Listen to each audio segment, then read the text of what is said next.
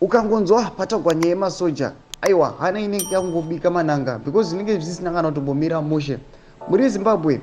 Nyaya iri panapa inotoda kuti utange watosubscribe, wolike, woshare, wotina on the bell icon because nhau dzakadai dzinopisa haumbofe wakasangana nadzo paZBC asi unongofa wakadziwana panapa pano chete pauchi. Muri Zimbabwe, as we can see, panapa pane unusual events ari kutranspire with the Zimbabwean army. Zvikuisa zvashoka vanhu, chivhunutsa vanhu kuti chii chava kuda kuitika.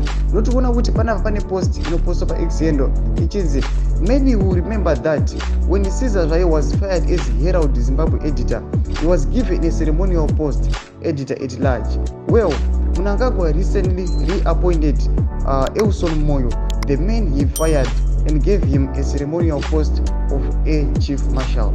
Moyo snapped the promotion event. So in other words, Panaparungozama kunze Elson Moyo brushed off the promotion event as a non-event because it was a promotion in retirement. He dismissed the event. Sando patikona kuti nhau yaElson Moyo munoiziva kuti paive pakadismissiwa panhau dzake dzemabhomba nechichichichi dzakanga dzaitika. So panapa anga apiwa a promotion on retirement.